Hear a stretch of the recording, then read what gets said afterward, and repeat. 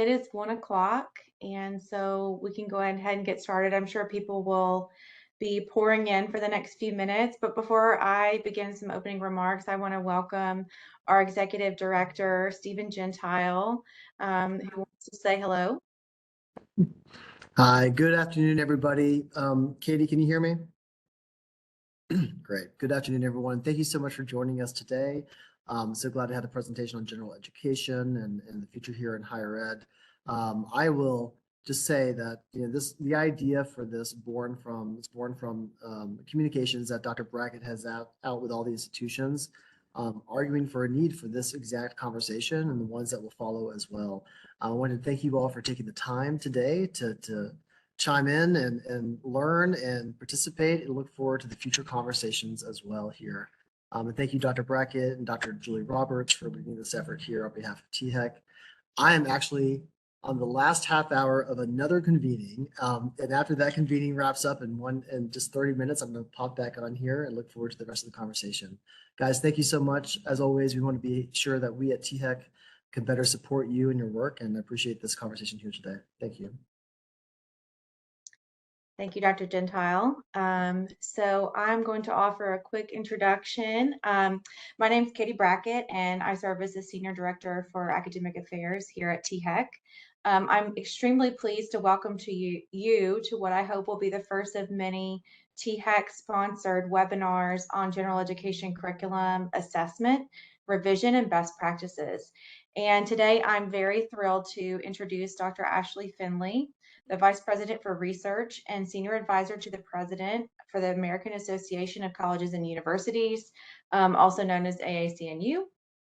Dr. Finley was previously Associate Vice President for Academic Affairs and Founding Dean of the Dominican Experience at Dominican University of California, as well as a National Evaluator for Bringing Theory to Practice.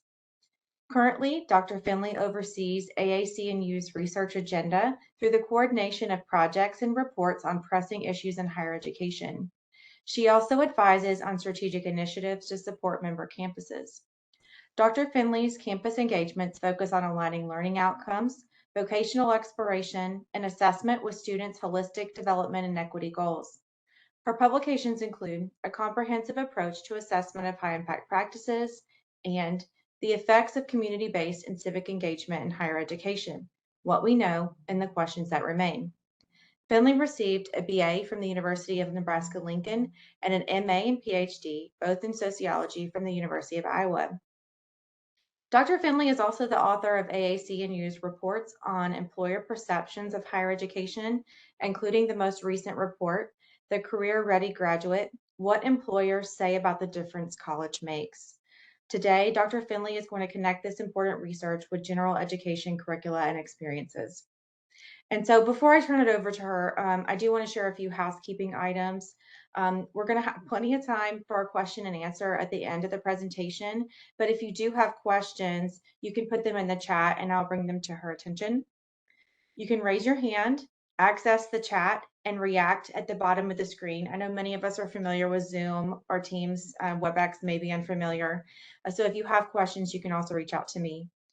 We'll be able to unmute you upon request. And if you have any technical concerns, we do have support staff here, Heather King, and she's on the call and she should be able to help. So I know I'm seeing someone who does not have sound. If you can reach out to Heather King, she'll be able to help you. So without further ado, I'm going to pass it over to Dr. Finley for her presentation. Thank you. Thank you, Katie, and just a pleasure to be with you all. Pleasure to have the opportunity to be part of the conversation that you're having in Tennessee. I've been part of other conversations in Tennessee through the Tennessee Board of Regents and with a handful maybe of campuses that I've been able to work with. So your work isn't by any means unfamiliar to me. I'm just really excited to have an opportunity to come back and join you at this moment. Because it is a moment for all of us in higher education. It's a tremendous time to be thinking through what change means, what does it mean for this context, and how do we make the most of this opportunity. So with that, I'm always tempting fate when I share screen. Okay, here we go.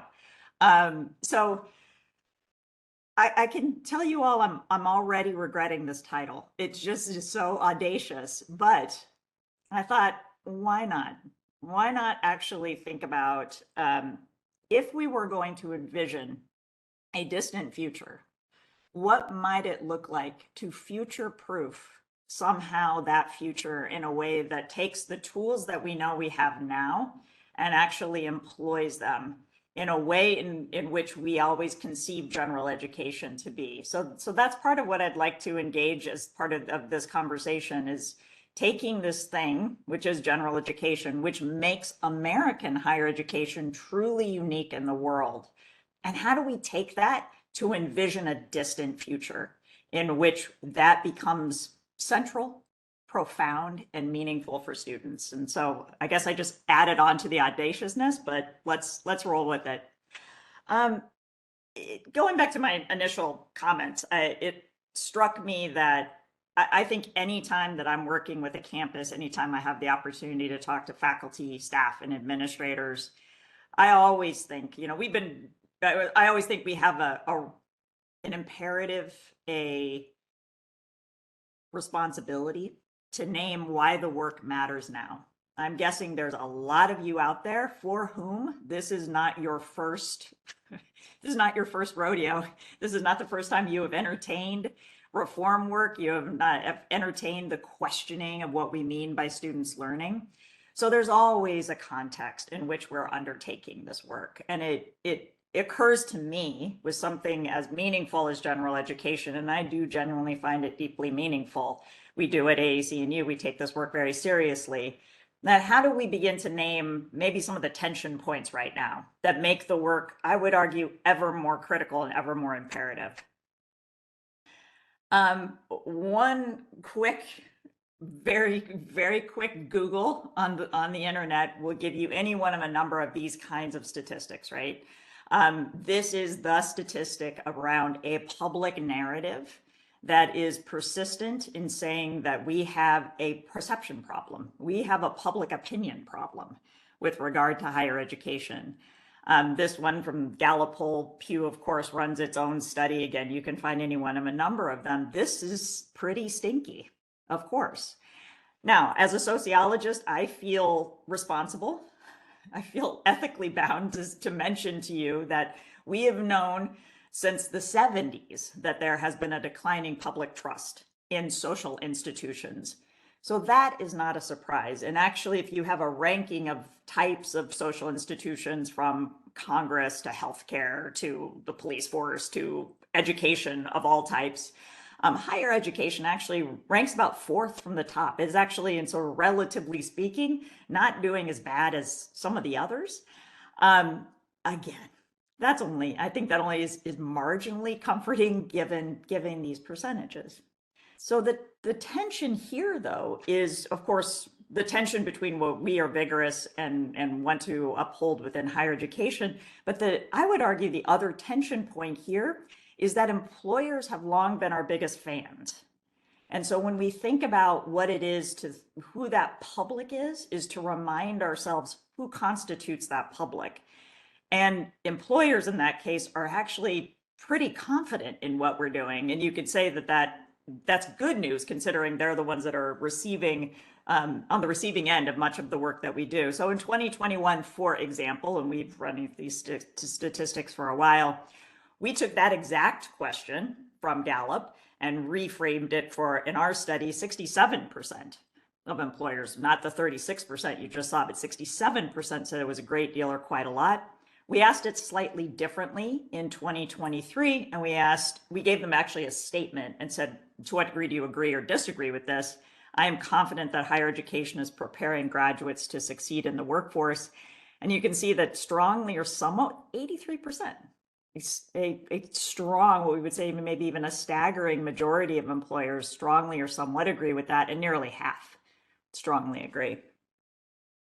Even more important, and this will become a kind of tension point that will run through the rest of this presentation and maybe into our discussion to follow. But we know that even within the group of employers that we're talking about, just as we know with our students that we encounter, with everything else in this world, that employers themselves are not some homogenous group, that age actually matters significantly. And I'll show you some really compelling trend differences that we're finding with regard to employer age. But 55%, even stronger majority of employers under the age of 40 strongly agree that they're confident in what we're doing. So this becomes a tension point in how we're actually telling the story and how we're engaging and how we manage expectations around who is and who is not supporting what we do. So that's one. Here's another. This tension, I think, is fascinating to call out, that the ways in which we engage students, the ways in which we think about where general education is situated in their experience. This is from Wiley. Wiley, the publisher, their State of the Student from 2022, 55% of their sample of students said they had struggled to stay engaged or interested in their classes. Well, over half. A stronger majority said that it is very important to offer real world or company-based projects, right? So no surprise probably to many of you that students are increasingly hungry for that application into real world contexts. And then this difference between students' own perceptions of the degree to which they felt they were prepared for employment versus what faculty responded. And by no means the first time that we've seen differences between what students believe is happening, what faculty believe are happening. We know that's almost always been a tension point, a tension of perception, but still playing out in very important ways in terms of students' own expression of their level of preparedness. So here's probably one of the other tensions that I want to sneak in here, and that is the tension between our own recognition of what is needed and our own ability to execute it. And this is a quote from my good friend and colleague, Randy Bass at Georgetown University. I love offering this article to people because it's short and compelling, provocative, all the good things. And this is the first line from that article. Our understanding of learning has expanded at a rate that has far outpaced our conceptions of teaching. It's a sobering reminder of the ways in which we understand and have a sense of what works and what will work, and that the structures in which we have confined that have gotten our way. The credit hour, the disciplinary, the confines of a discipline, the confines of a traditional notion of a distribution requirement. We could go down a list of actually brainstorming what those structures are, and then to remember that we are the ones that have placed them there. So I would invite you to just keep that quote in mind as we move along. And I hope keep in mind that the inspiration for how we address that provocation. One of the reasons that Randy's a good friend and somebody that I get to collaborate with a lot is because we teach together. We actually, and I hadn't thought really to add these next two slides until I kind of got into prepping for our conversation today, but it occurred to me, in part because we just had class last night, that this would be a really interesting one to let you know about. So we teach this class, it's in the master's program in this learning design and technology program at Georgetown. And our core course is University as a Design Problem. And I won't go into all the details of it, but basically we talk a lot about wicked problems, complexity, but at the core of it, and this is what we tell our students, are these two questions. What makes change in higher education hard? And what makes change possible? And as you might imagine, because we do have a whole entire semester to fill, we take on a lot of different approaches to those questions. But I'll tell you, in just about every conversation I get myself into, and often over the course of 16 weeks, and we've been doing this about 4 years now, I can't tell you how many times I say this. If you're going to do one thing that is both hard and worth it, you change this ship. You get this ship going in a different direction. Because, right, it is the anchor. It is about a third of a college curriculum, and it reaches all students. So that is the underlying imperative of what I think this conversation's about, and what I'm super excited about what the ongoing series is going to be about, coming at this all sorts of different directions. So I really hope, mostly for today, I'm kind of giving you some fodder, some different variables, some different pathways into a conversation in which you think about what is this thing of general education and what are the levers of change. So here's what I'm thinking, right? So we're gonna, these are our steps. 5's a bonus, so we actually get to chat at the end, and I'm gonna actually manage my time here and make sure that we have hopefully at least like a half hour to maybe dig into some of these topics or around that point. So we're gonna talk a little bit about what it means to be well-rounded, because I think at the end of the day, that is often what people equate general education as doing, is providing this fundamental foothold in our central well-roundedness as human beings. We're going to talk a little bit about signature experiences, right? We're going to talk a little bit about the experiences that matter for embedding within that curriculum, and why we think about that as an anchor point. But we also have to talk about the preparation gap. Also thinking about going back to Wiley's point, right? How are we doing? How do employers? You saw faculty and students, but now what do employers think about that preparation gap? And then we'll talk, number 4 is actually a nod to micro-credentials. So we're gonna talk a little bit about that point, and then we'll hopefully have some time to chat.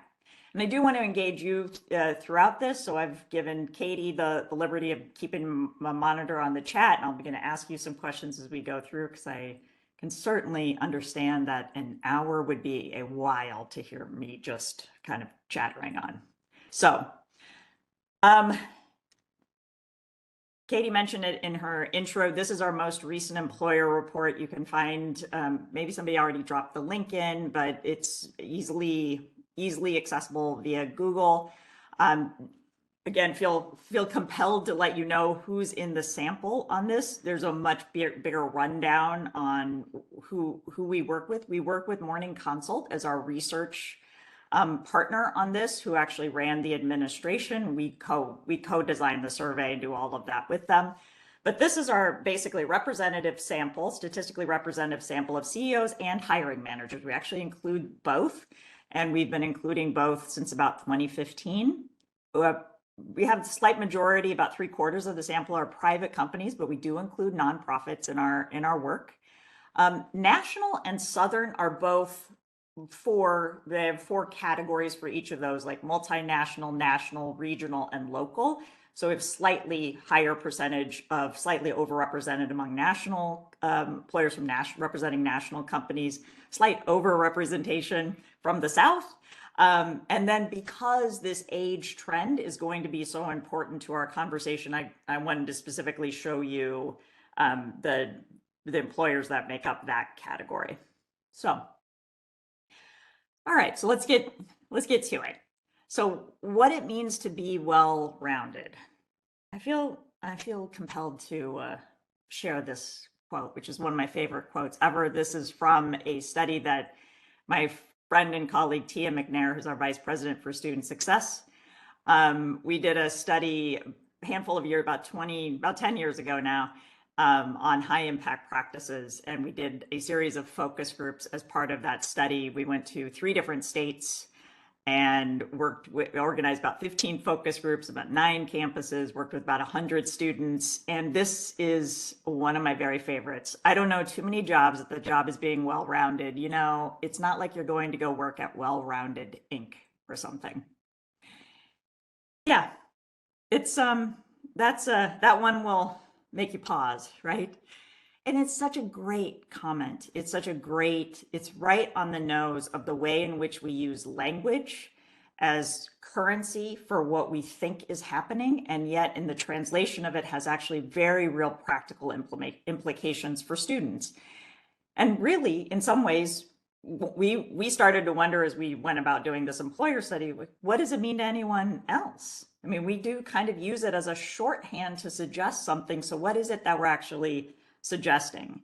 And of course, because our audience was employers in this latest research, we actually thought we'd ask them. So this first time we've been doing this study since 2005. And this is the very first time that we've asked about this kind of a question. So we asked employers, gave them a set of characteristics suggesting if these are the things that make someone well-rounded, to what degree do you think these things help a great deal to succeed in the workforce? And I'm going to show you the top two. You can look at the report and see the others and see where they fell, but these were the top two. So 59%, strong majority of employers said it would help a great deal. Now remember, this is like the top category, to have hands-on application of ideas. 56% would say it's encouragement to think for oneself. We're consistently finding this in some of our AAC&U research. The notion with which higher education is intended to help people think for themselves, make their own decisions, and liberate their thinking. And then this will begin to give you another window into why this age trend is so critical. This huge difference that employers say part of a well-rounded education is engaging in community. Now, if you look at just the straight percentage, it's much lower than this, but we see this preponderance of employers under the age of 40 suggesting that this really matters to them. Again, this is a window. I'm going to be adding some fuel to that fire as we move along here. So this is our first little chat here. So in the chat, if you would, we're just going to take a moment for this. And if I can't see the chat, or if I don't want to tempt fate and try to find it, Katie will do like a quick rundown for us. When I think about well-rounded, I think about a series of characteristics. I think pretty specifically about this question. Simply put, how should students be different by the end? And the end being the end of college. So when you think about that question, what are the characteristics that come to mind? If somebody asks you this, which I am, how should students be different by the end? Oh, I can't see the little things. Okay, critical thinkers. Okay. Confident. Okay, I can't read all of it, but confident. Global citizenship. Great.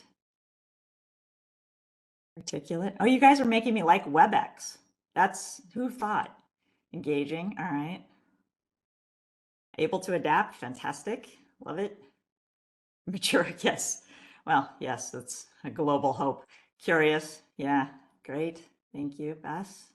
Accepting of other viewpoints. Love it. Okay. Open-minded. Great.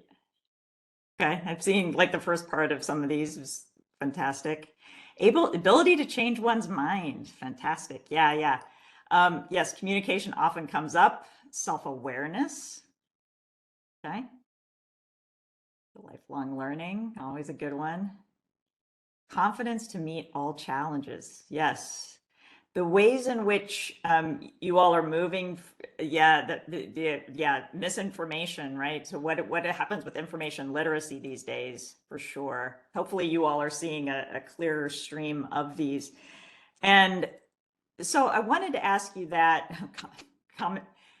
Thank you, Frida, for the common sense one. Yes, and see if we could teach that for sure.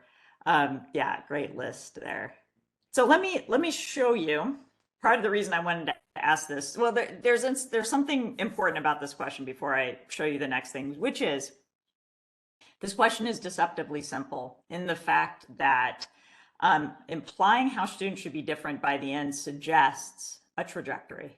It suggests movement across time. So if we ask ourselves, how do students become any of the things that you just listed, the power of those things? How does general education become necessary but not sufficient? How does it become a foundational starting point, as it is often situated, but not the entirety of that trajectory? Because if you look at the list that you just put up, as reasonable as it is, and as much as we'd want to think we are all of those things, we have never been one of those things because of one course that we took. So the distribution model fails us in the simple notion of the need to have progressive learning, the need to try and to fail and to have harder levels of cognitive complexity as we move along. So I would just invite you to think about that as general education situated as a connecting point. General education as its own trajectory. That's really what we think of when we talk about a vertical and why the vertical matters, but at least as a trade-off, right? A handoff to the majors so that the outcomes remain consistent, that those starting points become rooted and foundational for students so that they can actually see that trajectory. So at ACNU, right, since the reason we actually started the employer research back in 2005 was to begin to build this list that we published in 2007. And probably for many of you, you are familiar with it, have maybe seen some element of it. Basically, we would always say, right, like this is not intended for a campus to adopt all of these. In many ways, it's the areas, it's the knowledge, intellectual and practical skills, et cetera. The areas become important for organizing our commitments to student learning and development. And what became important about this in 2007 was the idea that we are committed to knowledge, but increasingly we are not in the knowledge delivery business. We knew that in 2007, and it's ever more evident today. That knowledge is surrounding us, it's surrounding students.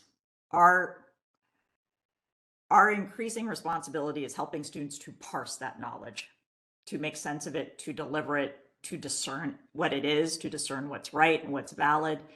The category of personal and social responsibility was the imperative for how we equip students with the skills and abilities to be engaged in their communities and to be responsible civic actors, to understand that there is a world beyond them and that their actions and their lives have implications for that greater world, and of course integration and application. So I mentioned this was 2007, right? So congratulations to us. We are now that campus that hasn't updated their outcomes in 15 years. So what we are doing at ACNU is actually undertaking an update of the essential learning outcomes. And maybe some of you have seen some of those requests come from me in the background to do that, to update that list. And we will be thinking about a lot of different elements. Don't worry, like you really love critical thinking. Don't worry that it's going to go away. It won't. But there's a number of other things, like for personal and social, we're having very different kinds of conversations around what personal and social responsibility looks like in 2024 for sure than we were in 2007. Something else is really important in it, and I figured it would, and it already came up in some of the comments that you laid out in terms of how students should be different by the end. And that is the idea that mindsets and dispositions are no longer the fluffy things on the side, that these are absolutely central and critical to students' learning. These are no longer just the purview of student affairs, but also a critical part of the learning process and how we're helping students understand who they are and building the confidence. I love the comment about confidence, for example, the confidence to persevere. We know we're having much more fluid conversations about what that is. So I'm going to take a personal moment of liberty here and saying, and just maybe get on my tiny little soapbox, which is, so what do you call these things? Well, so we call them the essential learning outcomes. A number of these have direct overlap with the NACE career competencies, for example. NACE calls them competencies, and the National Association of Colleges and Employers, for example. There are other like durable skills. There's a number of things out there. I'm going to take my personal point of privilege and say that if I want anything to come from the kinds of conversations that we're having about skills and outcomes and their meaning in this world, it is that we stop calling them this. And if anything was the reason that we should stop calling it that, is because this is my own photograph. This is my own picture from a catalog I got. And I knew for sure we should stop using soft skills when it means the ability to put together an outfit. So this is my own one plea to you as you move forward in this work, is to try to not use this language, but lots of other reasons too, but I'll leave it there. Okay, so one of the things that we did in our 2023 study of employers was, this might surprise you, but it was the first time we asked about knowledge. We've asked a lot about all the other skills, but it was the first time we thought, we should ask employers like what kind of knowledge they value. And so what should we be teaching them? So this is responses again to get a fuller list when you look at the report. And these are probably no surprise to you, that knowledge from addressing real life problems regardless of discipline, right? So that's super high, and thinking across disciplines, right? Employers really want this kind of integrative knowledge approach. STEM looms large and everybody's mind is assuming it's going to be huge, and about half, like, okay, not everybody, but certainly not less. And then what about this one? See it coming, right? Knowledge of liberal arts, the long suffering liberal arts. So really like only about a third think that is very important on a scale of 8 to 10, with 10 being the most important. Here again, and we had seen this in 2021, so we wanted to replicate what this looks like. We saw again a greater number or higher percentage of employers under the age of 40 saying that they value at higher percentages anyway, and a little bit closer to half of them saying that that is very important. We had seen something similar in 2021, so we'll continue to follow this trend effect. But this is very good news for us, and very good news for the liberal arts, and I think very good news for general education and what we want to be doing within the core curriculum.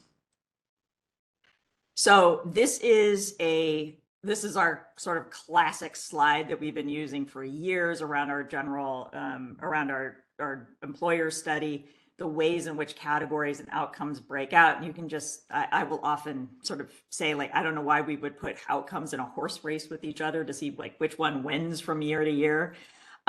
It's really a reminder that they're all important. So as long as students recognize the fact that they're building these within any disciplinary area and really within the curriculum, this should be helpful, right? So it becomes their ability to actually talk about these outcomes that becomes most meaningful. It was the first time in 2023 that we asked about adaptability and flexibility. We're always trying to update the kinds of outcomes that we talk about. First time we asked about that, and I'm glad we did because it shot way up to the top. And I think somebody dropped it into the chat also, of that ability to adapt and be flexible. Utilizing technology, digital media, right? That's a newer one for us as well, and asking about the report. So we keep trying to kind of update where we're at and what employers might be valuing at different points in time, but we also have the tried and true ones too, right? The ones that are always going to be on this through line. They're always going to be valuable. Back to the mindsets and dispositions. So we're really wanted to be building a case and an evidence base for why these will be another category within the essential learning outcomes. And just to reiterate and just to provide an evidence base for saying, as I mentioned earlier, these are not the fluffy things on the side. And here's why we know why. Employers are ranking them just as high as things like critical thinking, teamwork, communication skills. These aren't the nice to haves, these are the essentials. And because I love this category so much, I'm giving you the honorable mentions. But note the bottom one. Note this comfort with diverse perspectives.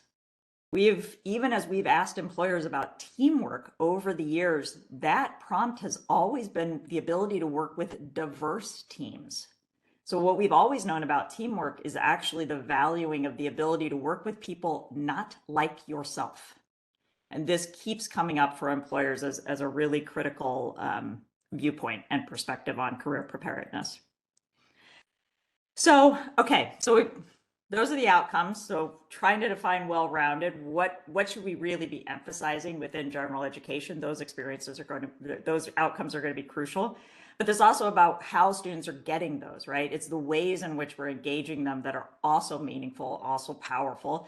You go back to the Wiley study that I mentioned, where you had 81% of students saying they really want those project-based experiences that are happening in companies, right? So it's worth taking a look at and then asking employers too, right? What experiences stand out to you? What experiences on a stack of resumes are going to stand out to you as the ones that actually matter to you or say something to you about the viability of a candidate? So that would lead us to talk about high impact practices. And I know, I'm guessing many of you, because of the work that's been done across the state on high impact practices, have probably had some discussions about these or have some sense of what they are. Just because I don't want to assume everybody does, basically, we call them high impact practices for these reasons. Because we know that these are the experiences that are most evidence-based, they tend to be the most pervasive on campuses, and they typically affect, or at least from the research that we've seen over the decades, reach a wide range of outcomes. They have cumulative effects, and there's even a difference between those that are happening in a community-based context or a classroom-based context. I'm going to show you this last one I'm going to show you just 2 quick slides giving some evidence on both of these points, or all 3 of these points, I should say. 1 slide on the first 2. So this is from a study that I mentioned before that I did with Tia McNair, and make sure that you get the link to this. It's sort of getting to be an oldie but a goodie at this point. This is where that Wisconsin quote came from on Well-Rounded Inc. This is the quantitative portion of that study. We worked with about 30 some campuses across the United States and used National Survey of Student Engagement data to do a reanalysis on a number of different dimensions. But this was sort of one of our starting points, and it was sort of striking that nobody had quite done this yet, was to actually aggregate high impact practices as a list, as an index, if you will, statistically, and then see how it influences students' perceptions across their deep learning, their gains in general education, their gains in practical skills and abilities, and their gains in personal and social responsibility. And again, much more I could say about this, but it does give you a window. It gives you a snapshot. If for example, these were on a 100-point scale, by the way. Back at the time we did this was the actual range of these scales. It's changed since then, but just for effect, and it's certainly intuitive to think of it that way. So based on a 100-point scale, the student had engagement in no high impact practices, and there were 6 that were asked about in the survey. These were their scores across 20,000 plus students, by the way. If they had engaged in 1 to 2 high impact practices, we didn't care which ones they were. It was just any one of the 6. This was their score. 3 to 4, 5 to 6. And people, I'm a sociologist. I've been doing this a long time. I've never had data that looked like this. And I can tell you it got way messier after this point, but this was pretty astounding. This was pretty incredible. Here's the other incredible thing about all of those 20,000 plus students, knowing this is what their scores look like if they had had multiple high impact practices. On average, this was how many they encountered. So, sobering reminder that where we can embed high impact practices, where we know we can reach all students with those practices, the better. General education becomes, again, a tremendous anchor point for making good on that promise. And that accessibility to students when we know we have data that adds to that. This isn't as pretty because I'm just stealing it from the publication, but my goodness, this was such a great study. This is looking at effect sizes, so the interpretation is slightly trickier here, and I won't go into all the details about it, and I'm happy to do a follow-up if anybody really wants to geek out on the stats, but you can just tell from the size of the bars. Because basically what it means is that this is a study that was done across Georgia, Montana, and Wisconsin, all of those states, by Valentine and Associates a handful of years ago, effectively replicating the study I just showed you. They wanted to update it, and they did it and did better because they did this breakout. So they took the community-based high impact practices like internships, service learning, study abroad, and grouped them, and then made them versus other high impact practices, first year seminar, capstone, faculty research, student faculty research. And these were the differences they got. So everything was significant. It's not that. It was just the size of significant was even better for those community-based high impact practices. So just a fascinating take. And the other thing that this gives me the opportunity to do is mention Tennessee's role in this project. Now, they weren't in this particular study, but there's a whole other research paper that was devoted just to TBR. And I know I already see Robert Dens in the room and noting that. So I know we've got people in that were involved in that project. But so lots of just foundational work happening in the state around high impact practices. But this was one of the great studies that emerged from some of that work. So a question for you all. So I'm about to show you what matters to employers. You'd want that after this. So I'm about to show you what it is, but I'm curious, and I won't, everybody's going to say internships. So I'm just taking that off the table. So besides internships, which high impact experience stands out the most to employers, do you think? Go ahead and drop it in chat. What do you think is there? Okay, service learning. All right. Study abroad. All right. Okay. Yeah. Research. All right. Everybody's just going to say all of them. Capstone projects. Okay, that's a good addition. Team project. Yeah. Okay, so how do we nuance the project aspect of this? Sure. Writing intensive because they need to do that. Volunteering. Okay, very smart to think about the co-curricular element of this. Yeah, the ability to publish. Okay. Technical writing, right? Having different sort of different kinds of oral and written communication skills. Yeah. Okay. Good. Also, community engagement maybe writ large. I like that you're thinking outside the box a little bit about maybe what's not on the list of high impact practices, but still could be highly effective. So I kind of gave a lead into this, which was that we wanted to ask employers in a stack of resumes, what would stand out to you? So we asked them if a student presented with these experiences, or if a candidate presented with these experiences, which of these would make you much more likely to consider a candidate with these experiences? And just, again, scores of 8 to 10, 10 being the most likely, and then we aggregated between 8 and 10. So you can see kind of all of them in many ways, right? And I would say that we were delighted to see job work study ranked so high, right in par with internships. We know, and I'm guessing on your own campuses, we really struggle with making sure all students have access to internships, and particularly paid internships. This becomes almost untenable in terms of scale. But job work study, George, in fairness to George Koo at the National Survey of Student Engagement back in the day, was really already trumpeting student employment as a high impact practices that we just don't do enough with. So I just wanted to flag that one. What do the stars mean? Well, first I would invite you to take a look at the stars and see if you kind of see some overlap of trend or commonalities between what's been starred here. And that's what they mean. These are the areas in which not only were there significant differences, but on the order of 16 percentage points higher scored by employers under the age of 40. Again, we have seen since 2021, and we will continue to follow this trend, that employers under the age of 40 are valuing at far higher rates students' engagement with community, their sense of perspective, their sense of social engagement, their sense of social awareness. It really does suggest that probably the role of corporate social responsibility will be ever more important. And higher education's ability to contribute to that, to reinforce that, is going to be a critical part of our work.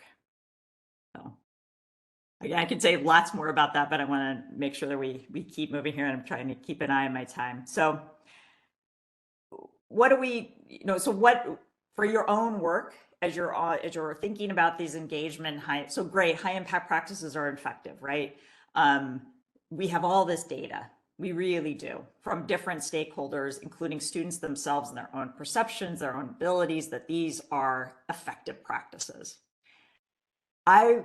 If I was going to add one caveat, one provocation for your work, as you absolutely have the slides, Donna, as you all can, as we move through the work, as you move through your work and your engagement in these practices, Another wonderful quote from one of our students in Wisconsin, another campus.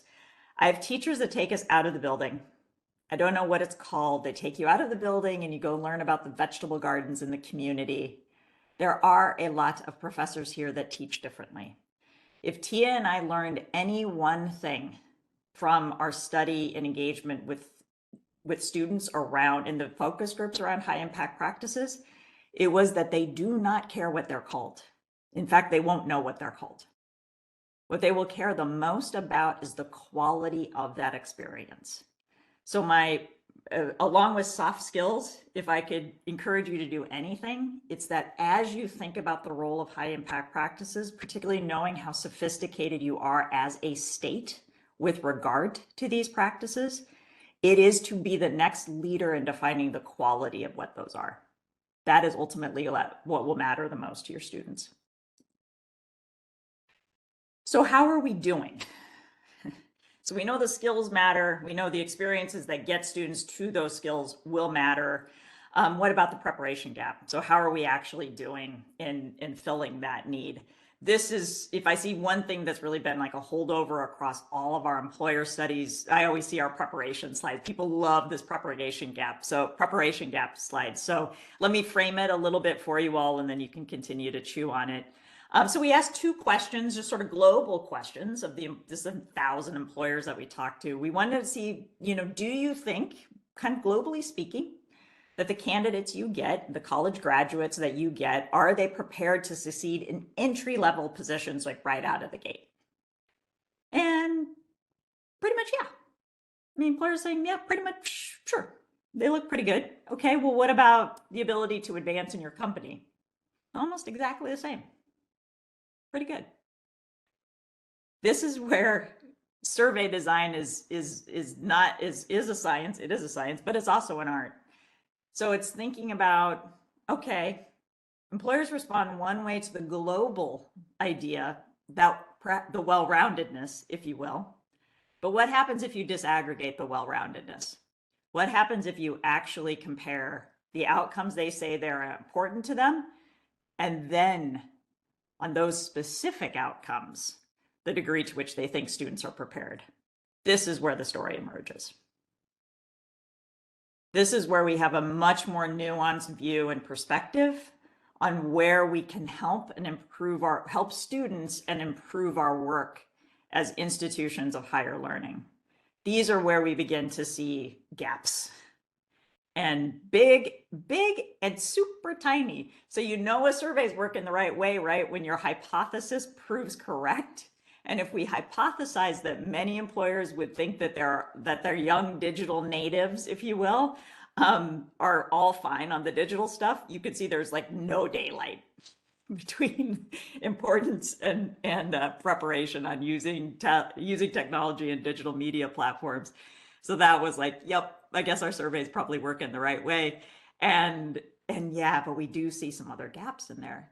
So again, probably more of a nudge and another sort of stake in the ground to be thinking about, how are we really talking about specific outcomes more than just the global picture of like, are they prepared? Are they not? In what ways are they prepared? On which dimensions of what outcomes? So I mentioned it as we've gone along here. There are a number of things that we asked for the very first time in 2023. Adaptability and flexibility. We've been starting to ask about mindsets. And one of the things that, recognizing a trend, recognizing the moment we're in, we wanted to find out and ask employers about their views on micro-credentials. What does it mean to actually be thinking about units of achievement and attainment in ways that maybe are not the entirety of the degree, are not that whole thing? So the first bit, this is the very first time, again, we've asked about this, so you're probably going to have a bunch of different ways we could have asked this question. I'm happy, I'm just eager to learn from you. But here's the first thing we asked. We just wanted to know, do you offer these things? Where is higher education in the universe of who's able to offer a micro-credential? So 39% of the 1,000 employers that we surveyed are already offering micro-credentials. Another 33% are planning to in the near future. So you've got 72% of employers that have them or will have them. And here, and rather than run from this scenario, what I hope it does, and the way that this is framed in the report, is this is the table that higher education needs to be at. And in fact, it's not just being at the table, it's constructing that table. It is leaning in on the quality, validation, and integration of these credentials. This has already left the station. Where does higher education want to be in this conversation? Because the conversation's happening. This is probably one of my favorite parts of the whole survey, and I credit our colleagues at Morning Consult for having this idea. And they said, you know, what would be interesting is if you gave the employers 4 candidates and asked them to rank them. So if you have that stack of resumes and you've got 4 candidates that look like this, who's first, second, third, and fourth? Well, this is what it looks like. Yeah. So when we say education plus, general education plus, a college degree plus, that plus is going to become important. A couple quick things about that, though. In some ways, it shouldn't surprise us. We've known the pluses mattered for a long time. We've always had concentrations. We've always had certificates. We've always had second majors. Like, we've known that students and even our own design of curricula kind of encourage a plus. It's the formalization of the plus that now is different, right? I think the other important thing about this slide is the college degree only and the high school diploma plus a micro-credential. Now, this is a tiny portion, relatively a very small proportion of employers, but it's also a very small percentage of employers that see almost no difference between those. We'll see what that means. I'm still always interested to get reactions to this slide, but I do think that first point is important increasingly for our work and how, and for this conversation, right? For your own work, how do we make general education work harder for us in this equation? Does general education now get you halfway to that plus? Where does it encourage that, and where do we actually maximize students' credit-bearing experiences within that, knowing they might be working towards something like this? We also wanted to know, again, because we know about how much the outcomes matter, it occurred to us to ask, well, are we talking all micro-credentials the same here, or do employers really value the highly technical micro-credentials? What is the plus? What is the plus? Is it something broad? Is it something specific? And well, I'll just show you what this looks like. This was good news. We thought this was really good news, in the sense that there might be maybe a tiny, it's like slight, this is not a significant difference, by the way, we could actually compare that. This is not a significant difference, and it's almost very similar between how employers value what a micro-credential might look like in a broad skill versus a technical skill. So lifts up every possibility that general education can play a role in that. I'll tell you the background for asking the question a little bit like this was that for years we'd asked the question of whether employers valued a broad education, aka general education, or they valued a specific education, aka the major. And our vice president of communications said to me as we started out on this research, he said, please don't ask that question again. We've asked it for multiple studies, and we definitely know the answer to it. And the answer is both. It's always both. And so we kind of went after this question a little bit in the spirit of that question of, do you want broad or do you want specific? And it ends up, it's both. So that just, again, makes that point even more strongly. Here's this last thing I'm going to add, and then we'll move into the chat. And I really I sort of went back and forth on this because I knew I'd be talking for a long time here, and we'd be wanting to get to your questions, but I just felt compelled to add this last point. And that is one last quote. And by the way, we went to Oregon and California So we do have quotes from those states. It's just these Wisconsin students were just fantastic. They're infinitely quotable. They just have any number of sound bites, but this one also just terrific. Tell me why this is important, or at least tell me what your end goal is. When you learn this, you're going to become a better adult because blah, blah, blah. Tell me why this matters. And I feel like in the scenario in which I know we're talking about general education reform, I know we're talking about changing mindsets, the need for transparency, the need to communicate the value of what you're doing, the intent of what you're doing is so critical, because you're not at an even level. You're not at agnostic. You don't have students coming to you that are agnostic about general education. You have students coming to you who don't want to take general education. That is different than starting at least agnostic. So it feels to me ever more important that the imperative to communicate this is essential. Since 2008, and this is from our member study. This is not the most recent employer report. This is actually from our member study that we published in 2021. You can see for a while, we've just been asking our member campuses at ASU, of whom there's a range, it's been a range over time between like 900 to a little over 1,000. Do you have learning outcomes? Question one. This is good. Our former president, Carol Schneider, used to joke that the other percentage, like the 17% in 2020, just hadn't gone through accreditation yet. You have to have outcomes. They definitely need to be done. Look at me telling a Sachs COC state this, like you got to have outcomes. Here was the next question, right? Do you assess them? Big assessment push over the decades. So we expected to see this. We have asked faculty, staff, and administrators for years, do you think, to what degree do you think students, all or most students, actually understand those outcomes?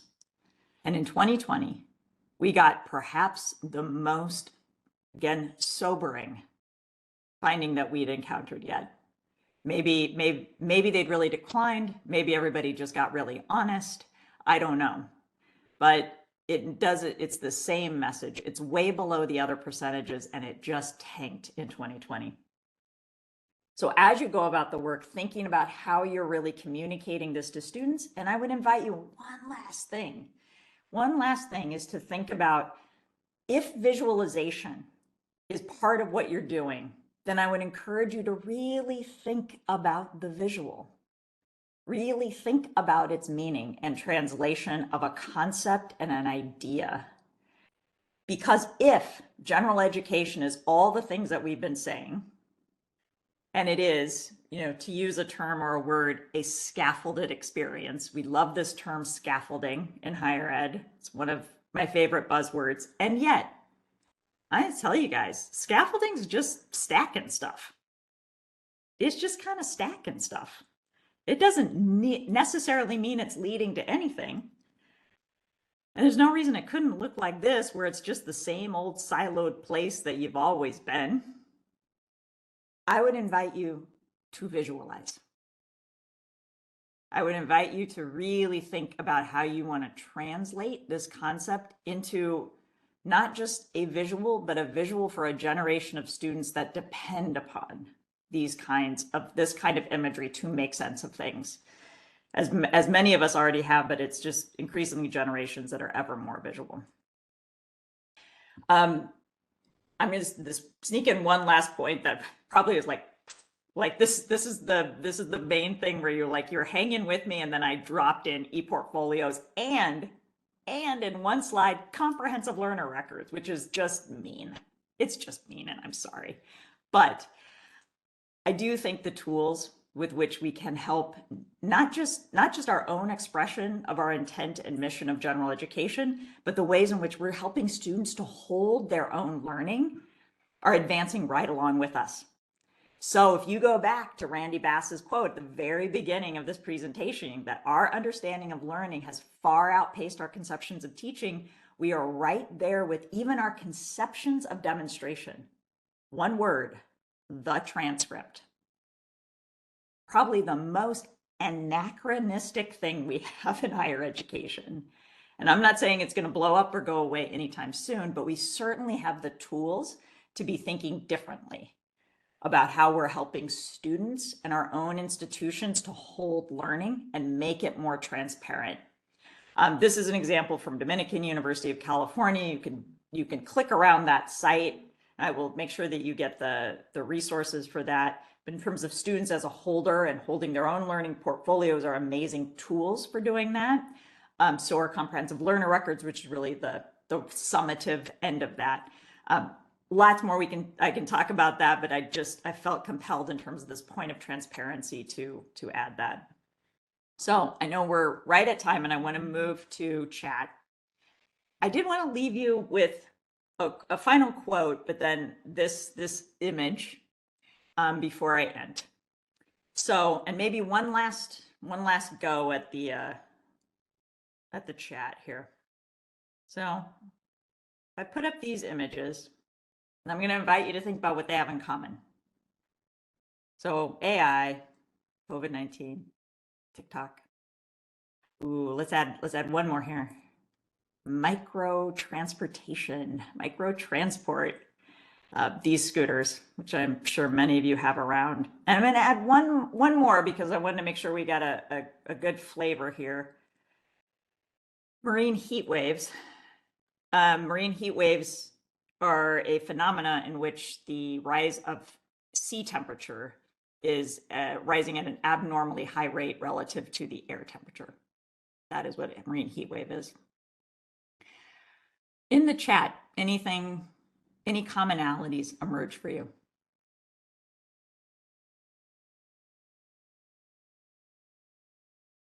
Disruptive, yes. Okay.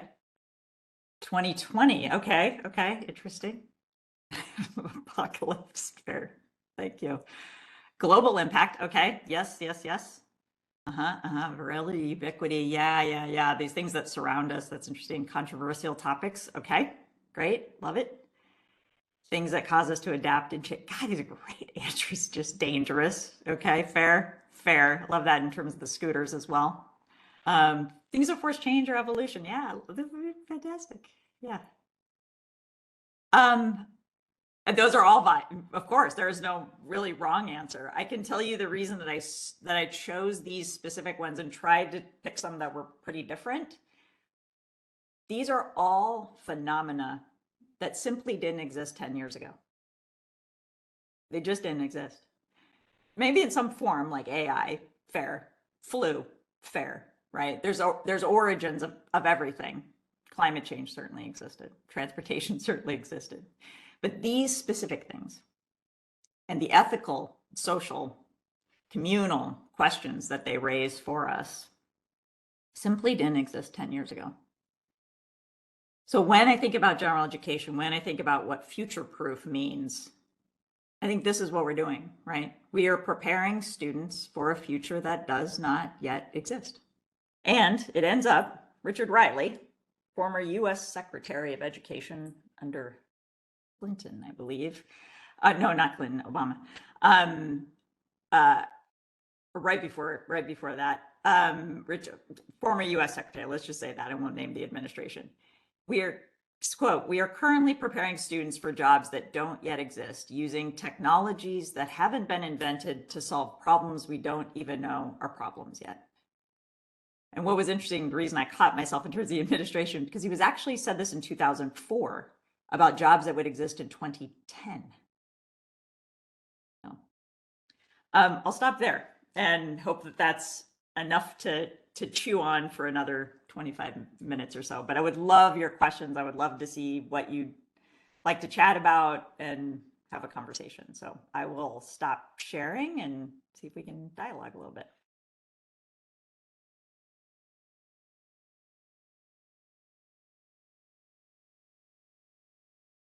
So I'm going to try to watch for hands going up. And if you are having, okay. Were the micro credentials you were discussing CTE credentials?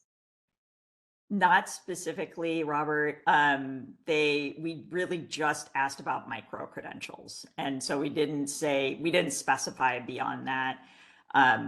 that was one of the things that I'm actually really enjoying presenting this work around to various groups, because I think I'm collecting a lot of ideas for how we can make the questions better the next time around. So thank you for asking that. Mhm. Yeah. Okay. Yeah. Looks like there's two questions about micro-credentials. First from Robert about humanities micro-credentials, and then just a general interest in knowing more about academic micro-credentials. Is there any place you would point people to learn more? So I'm trying to like click off my, oh, there we go. Here we go. I will, so now I can actually access my screen. So I will try to put something into the chat here if I can find it very quickly. I don't know about, here, I have a couple of different directions for the humanities question. One is I think it matter less about micro-credentialing humanities and micro-credentialing the skill that comes from humanities. So the University of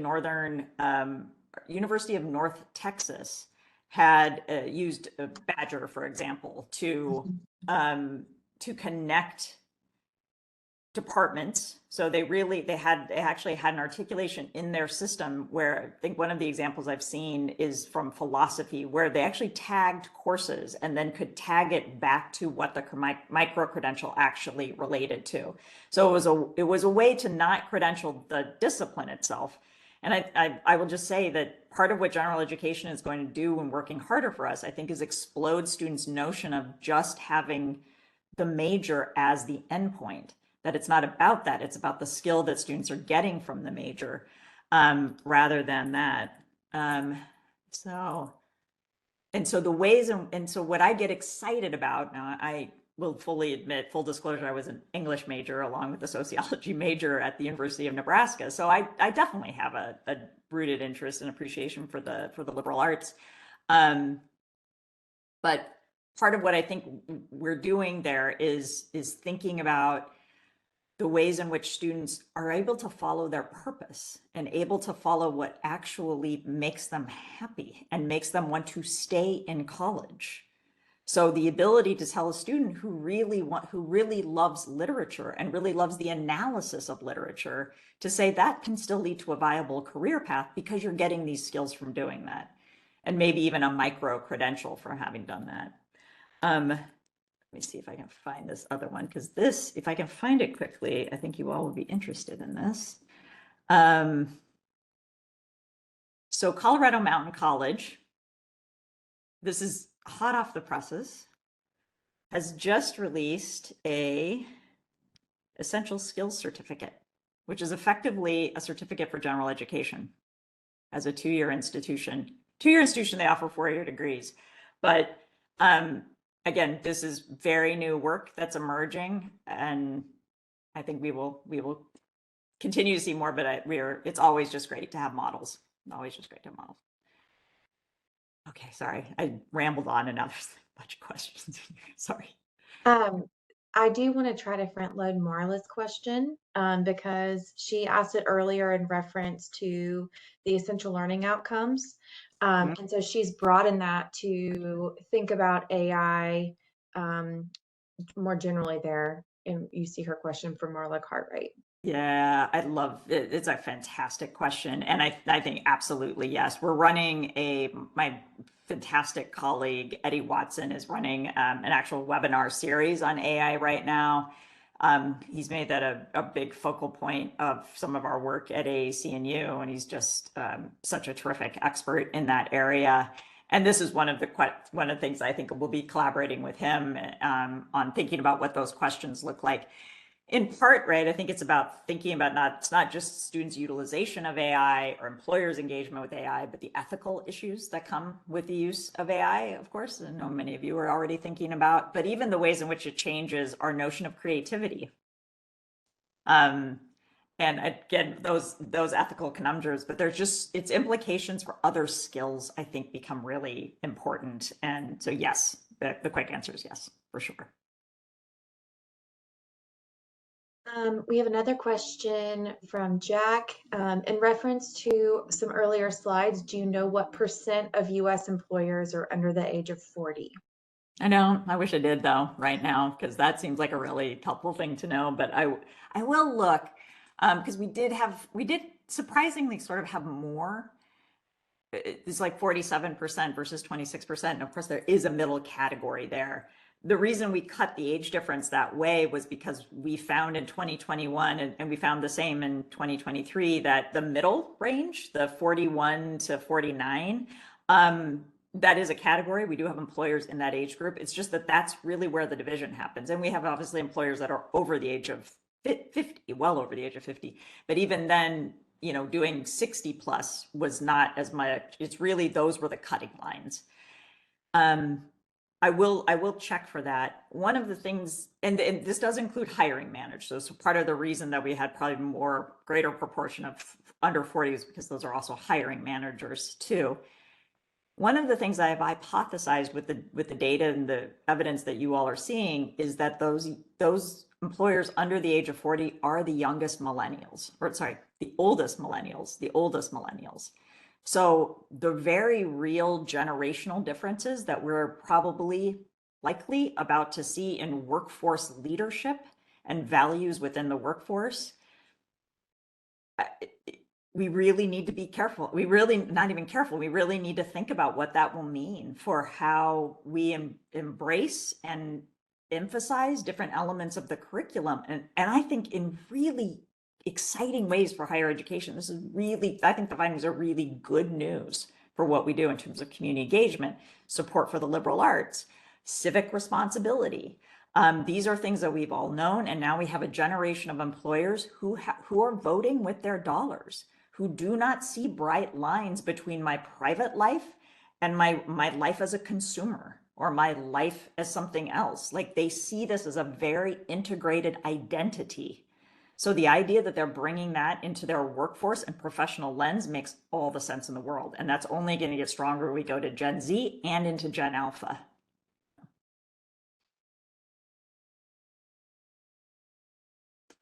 I'm sorry, I'm reading Robert's question on, is there an institution? Yes, so actually Yeah, I mean, Robert's question also came in a question in some of the signups where folks are asking, how can we communicate as faculty, as advisors, as administrators, the value of general education in their everyday interactions with students? So related to Robert's question, how can we help them see general education as a piece of their personal and professional development? Yeah. I always need like a stockpile of models that are doing that, of places that are doing it exceptionally well. And there are just a number of them out there, and I would love to give a set of links. St. Cloud State is one of my favorites. They again have done it for a very long time. They've been at it. That's not true. They've been at it a little while in terms of articulating what the outcomes are. If you go to their website, if you go to St. Cloud State's, I think they still call it General Education, you will find the Husky Compact. They've renamed it. So that was an interesting strategic, and I think a good example of a strategic move to culturally, right, to get rid of the language of general education. If we think people don't like general education, then don't call it that. Make it rooted in the identity of the place, which is their mascot's the Husky, and it's a compact, like it's an agreement, it's a commitment to each other, and this is what we do. Thank you. Right on it. So I love that one. In terms of its transparency, I also know that part of how they rebuilt their core curriculum was with the inclusion of staff and staff voice. It wasn't just faculty. That compact extended to the entire campus community. Love that. One of my other favorites, so now I'm just going to go down favorites. One of my other favorites is, this is going to sound self-serving, and it's not, University of Nebraska-Lincoln. It's not self-serving because I wish they would have had this when I was a student, but they didn't. So, oh well. They have what they call the Achievement-Centered Education, which is ACE. Again, a renaming of the general education core, rooted around outcomes, framed in outcomes. Now, UNL has been working at it a long time. They've been after this. And one of the things that I like very much about how they've organized the gen ed curriculum, not only because of the transparency and the language of it, and particularly for an institution that size, but also if you complete general education, to the point earlier, you are halfway to a certificate in civic engagement already, just by completing your gen ed core. So they had already thought about how you maximize students' credits to that. Now I'm on a roll. Like, I can keep doing this, but Nebraska Wesleyan has also done a really great thing around its Archways curriculum. I tend to think that campuses that have really given gen ed an identity beyond just thinking of it as gen ed has helped to kind of shift not just the narrative for students, but it's helped to shift the narrative for faculty and staff as well. And at risk of going on and on about that, because I really can. I'm happy to give models. There's always going to be drawbacks. I think it's really about the strategies of what's embedded in that model, for sure.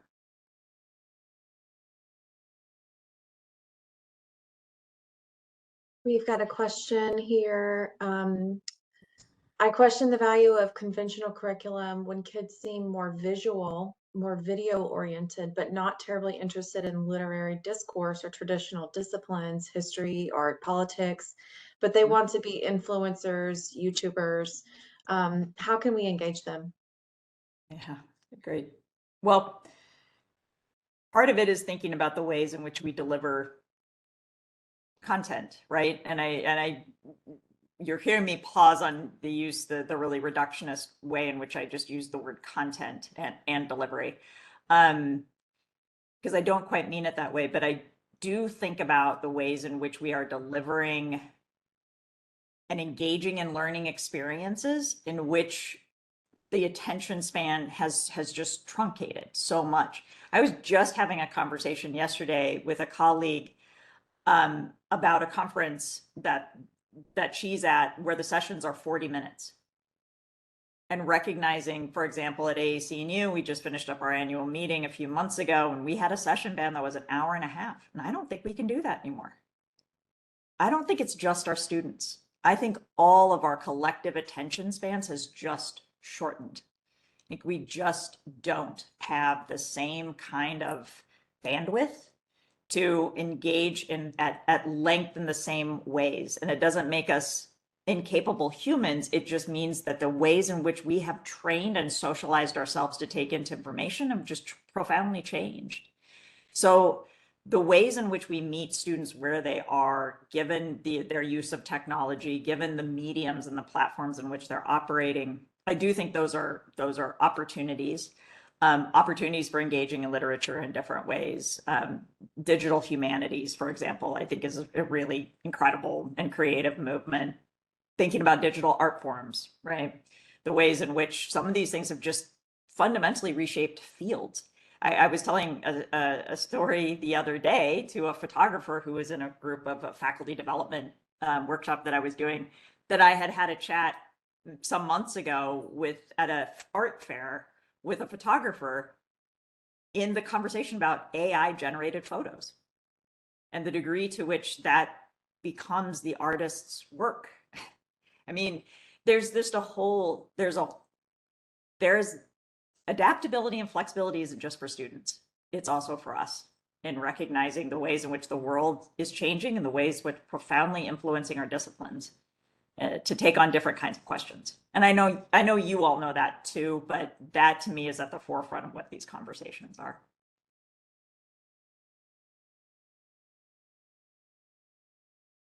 We got another question about Gen Alpha. Have you had conversations about news from teachers in elementary schools about students failing at basic literacy? What are your thoughts about how that might spill over into general education at the college level? Yeah, I mean, this is the more things change, the more they stay the same, right? One of, I think and I'll speak just a little from AAC&U's standpoint, just because I was in some of those conversations. One of our continued longings, grievances, is that we don't have nearly enough contact with K-12 as we should. that handoff remains tricky. And I'm speaking from experience in that years ago, and number of you are probably parents in the room, when Common Core came out, we were chomping at the bit to be part of those conversations, and we just couldn't get in the room. And I don't know how hard anybody was trying in the background, but I know we were relatively not in the room. And we're really worried that there was and now we know where Common Core is, right? And that's like, we continue to really want, and I hope we are, every new year comes along, every new sort of decade and new moment in higher ed comes along where I think we might be at a different moment to have that conversation. I was just part of a panel a couple weeks ago around social emotional learning, for example. And I knew, because it was called social emotional learning, that it was going to be primarily driven by K through 12. It's because K through 12 has just been doing an awesome job at thinking about social emotional learning and basically intrapersonal development for a very long time in ways that higher ed's doing much better, but it's definitely, catching up in terms of integration, in terms of testing, in terms of flagging.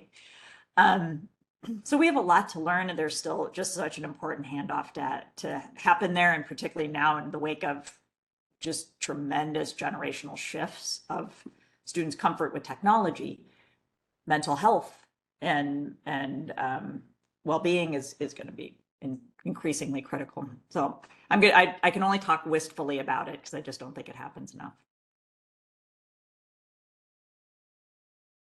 So Yeah, I'm thinking about dual enrollment too. Dual enrollment is really important. Yeah. So there's a question about for the institutions that have shaped delivery of gen ed micro-credentials, did they work with professional industry associations as part of the approach in identifying micro-credentials needed for their students to prepare them to enter the global workforce? So I don't know of a lot of examples. Now I know of examples of like certificates or some micro-credentials. The other place that's done a great job with micro-credentials for a long time is Notre Dame. The University of Notre Dame University has had a badging program. I credit Notre Dame for actually changing my mind about badges. Like, remember when all of us used to beat up on badges because it was just like another ribbon that students got at school? Alex Ambrose and Notre Dame's work, like you can Google badges Notre Dame, which I'm sure Katie will do in like 10 seconds and find it instantly for you all. Beautiful website. They just have really transparently kind of communicated what that looks like. I just don't have that many examples of something like Colorado Mountain College is doing. And maybe because I'm just becoming attuned to it, but I think more because of the case that the whole kind of credentialing of that kind of program is just kind of new and novel. I also think it was super smart of them to say essential skills. It's essential skills certificate. I think that will be much more, it's a super smart grab for students. Where I'm going with this, and it's a really excellent question, Colorado Mountain College also does guided pathways. So, which, if you know about guided pathways, almost exclusively at community colleges, they're intended, right, to be those kind of steps toward leading to a career. There's a whole kind of framework built around it that includes advising and includes intentional and holistic advising as part of that, but they also include employer panels. So what I don't know, but I will ask, and if anybody's really, really interested in what CMC is doing, I'm happy to put you in touch with the leader who's leading some of that work there, the degree to which they involved their employer advisory board in the development of that essential skills certificate. It's entirely possible because they do guided pathways, but I don't know. And if any of you are thinking about it, I think it's a great idea, particularly if you're at a two-year institution and you're doing guided pathways. For the Notre Dame, is that the badges are associated with their ePortfolio program? It is. Yes, exactly. Thank you, Katie.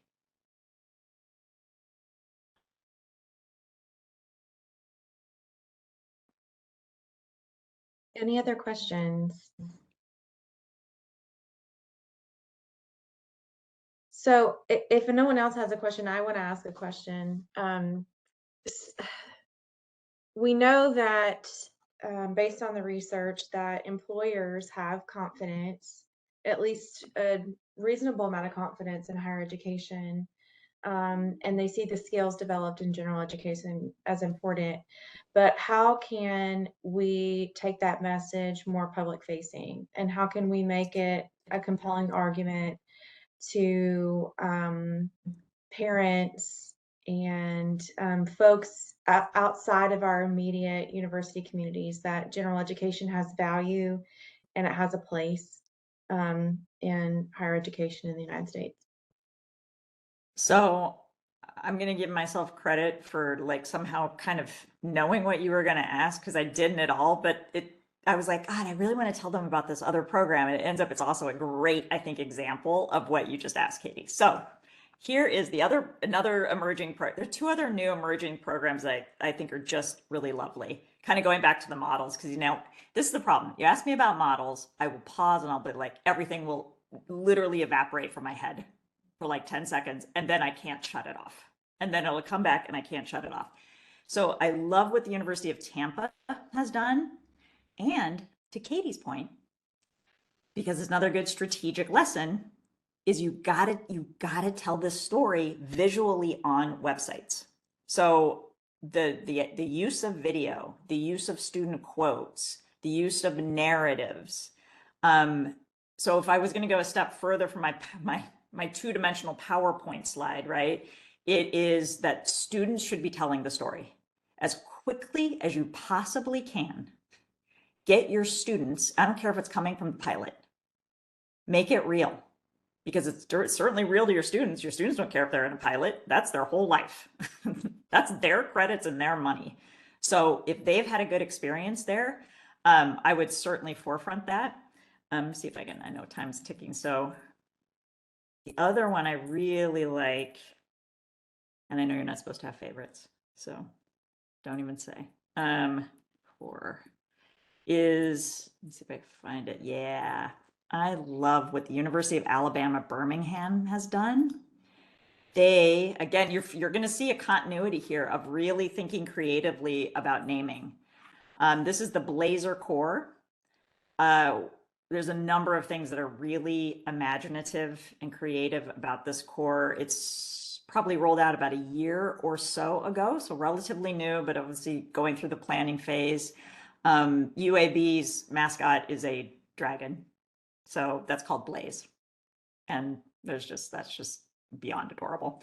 So part of what this Blazer core curriculum is a place-based focus.